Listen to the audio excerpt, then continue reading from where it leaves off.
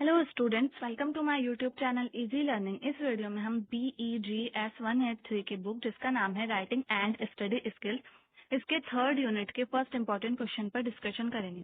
So guys, ये इस book का थर्ड यूनिट है और इससे पहले मैं 2 यूनिट की वीडियोस अपलोड कर चुकी हूँ। अगर आपने वो नहीं देखे तो प्लीज चैनल की प्लेलिस्ट में जाकर आप वो भी देखिए। और इस यूनिट में हम फर्स्ट क्वेश्चन स्टार्ट करने वाले हैं। सो इस यूनिट का नाम है improving grammar and punctuation skills.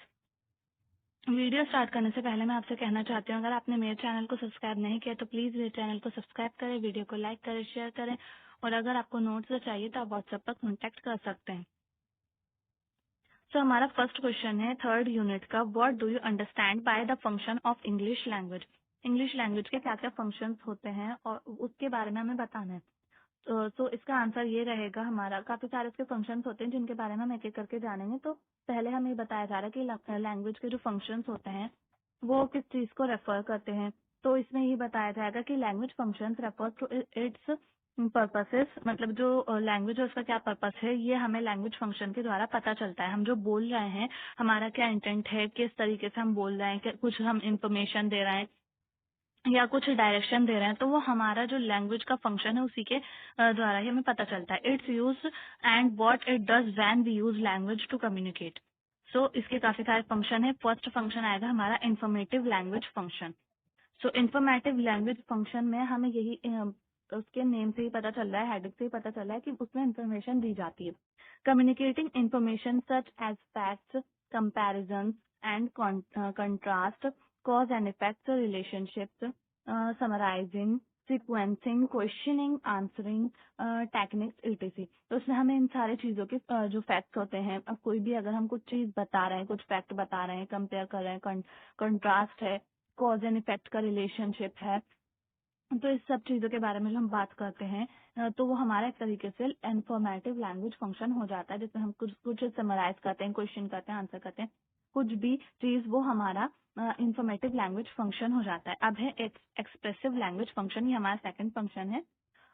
तो एक्सप्रेसिव मतलब खुद को एक्सप्रेस करना या फिर किसी और के, मतलब जो हमारी फीलिंग्स हैं, हमारा जो एटीट्यूड है, वर्किंग है, उसको एक्सप्रेस करना।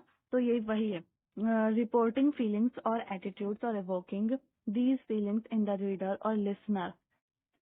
For example, persuasion, agreeing, disagreeing, apologizing, expressing enthusiasm, disappointment, dealing with anger, sadness, indifference.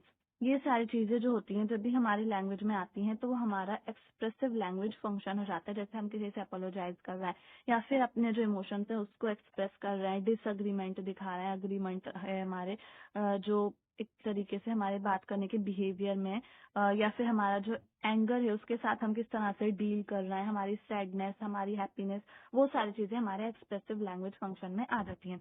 अब इसके बाद है हमारा थर्ड जो है वो है directive language function. Directive language function वही होता है जब हम किसी को डायरेक्शंस देते हैं। तो इसमें हम उसी के बारे में पढ़ने वाले हैं। Using language to cause or prevent action such as commands or request. जब भी हम कोई ऐसे वर्ड्स को यूज करते हैं जिससे कुछ कमांड का या फिर किसी रिक्वेस्ट का पता चल रहा है तो वो हमारा डायरेक्टिव लैंग्वेज फंक्शन होता है। जैसे कि inviting some of your friends to dinner, giving directions to reach the restaurant, how to make soft ratios etc, sorry rotis rotis etc. तो ये हमारा एक तरीके से डायरेक्टिव फंक्शन हो जाएगा। जैसे हम किसी को ये पूछने, मतलब हम किसी से रिक्वेस्ट कर रहे हैं कि रोटी जो है वो किस तरह से बनाते हैं, या फिर हम किसी को अपने घर पर या फिर अपने फ्रेंड को अपने घर पर डिनर के लिए इनवाइट कर रहे हैं, वो भी डायरेक्टिव फंक्शन हो जाएगा। फिर giving directions to reach the restaurant, तो हम किसी को रेस्टोरेंट तक पहुंचने के लिए डायरेक्शंस दे रहे हैं। या फिर हम किसी से ऐसे बोलते हैं ना कि क्लोज द डोर, तो ये भी हमारा एक तरह से डायरेक्टिव फंक्शन हो जाता है। तो ये हमारे 3 टाइप्स के डायरेक्टिव फंक्शन हो जाएंगे, सॉरी 3 फंक्शंस ऑफ लैंग्वेज हो जाएंगे जो कि हमने पढ़ लिए। फर्स्ट फंक्शन है हमारा इन्फॉर्मेटिव लैंग्वेज फंक्शन, सेकंड है expressive language function and third है डायरेक्टिव लैंग्वेज फंक्शन। अब इसके बाद हमारा एग्जाम में हम लिखते हैं ना कंक्लूजन, तो उसी के तौर पर ये भी must comprehend and appreciate the fact that there is no one match between grammatical form and communicative function.